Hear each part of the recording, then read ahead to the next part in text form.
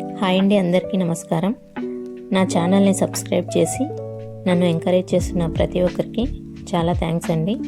ఈరోజు రథసప్తమి సందర్భంగా మేము జూబ్లీ హిల్స్ టీటీడీ టెంపుల్కి వెళ్ళి దర్శనం చేసుకోవడం జరిగింది. ఈ టెంపుల్ అపోలో హాస్పిటల్కి దగ్గరలో ఉంటుంది. 2 రూట్లలో వెళ్ళొచ్చు. అపోలో ముందు నుంచి వెళ్ళొచ్చు, ఎమ్మెల్యే కాలనీ నుంచి కూడా వెళ్ళొచ్చు. ఈ టెంపుల్కి ఎన్టీవీకి ఎగ్జాక్ట్ ఆపోజిట్లో ఉంటుంది ఈ టెంపుల్.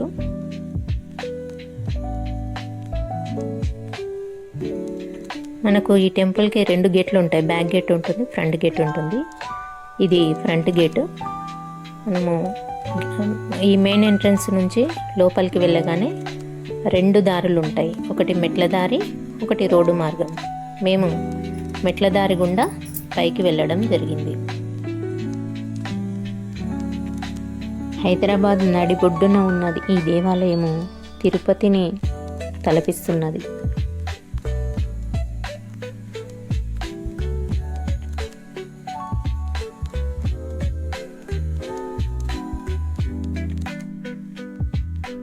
ఇక్కడ మనకు గుట్ట కింద వెహికల్స్ పార్కింగ్ చేసుకోవడానికి ప్లేస్ ఉంది. పైనుంచి చూస్తే చాలా బాగా కనిపిస్తుంది. మేము అలా మెట్ల గుండా మెయిన్ ద్వారం దగ్గరికి నడుచుకుంటూ వెళ్ళడం జరిగింది.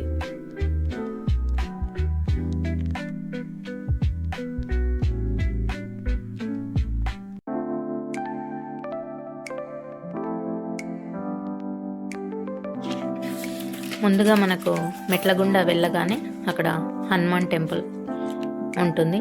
ఆంజనేయ స్వామి దర్శనం చేసుకుని అలా మెయిన్ ఎంట్రన్స్ నుంచి పైకి వెళ్ళొచ్చు.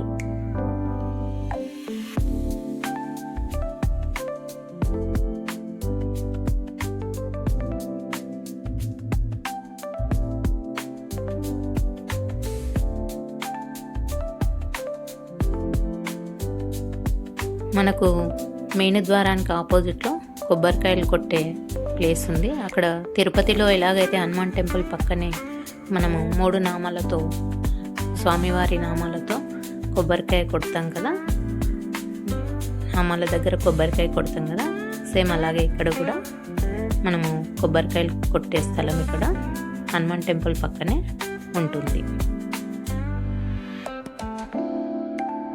ఇది మెయిన్ ద్వారము. గుడి యొక్క మెయిన్ ద్వారం నుంచి లోపలికి వెళ్ళడం జరిగింది. లోపలికి వెళ్ళగానే మనకు ధ్వజస్తంభం కనిపిస్తుంది.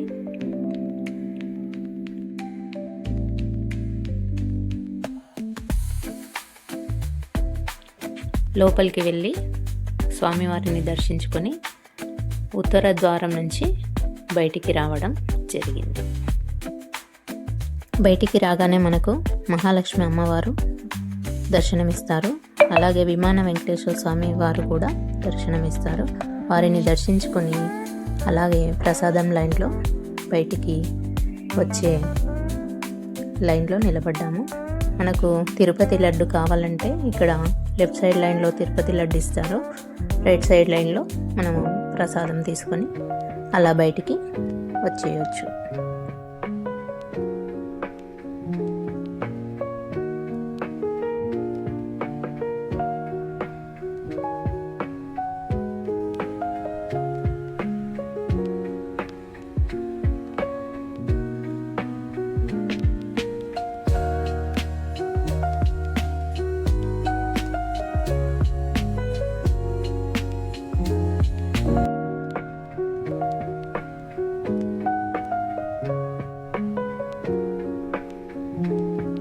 అలా బయటికి రాగానే స్వామివారి ఊరేగింపు కోలాటాలతో చాలా ఆనందంగా అనిపించింది.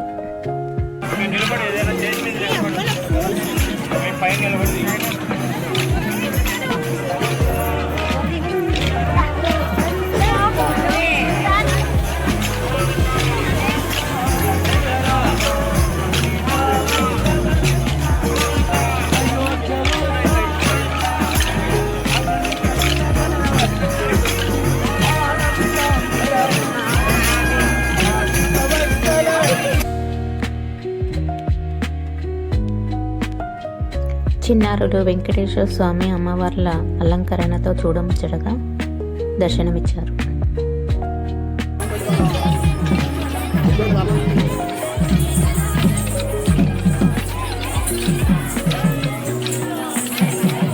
ఈ చిన్నారుల నృత్య ప్రదర్శన చాలా హ్యాపీగా అనిపించింది.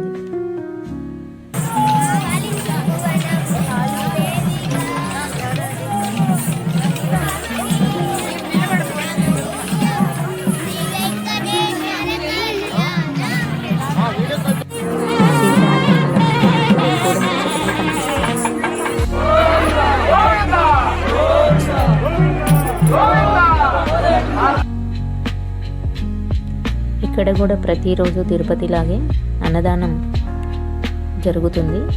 మేము కూడా అన్నదాన ప్రసాదం స్వీకరించడం జరిగింది.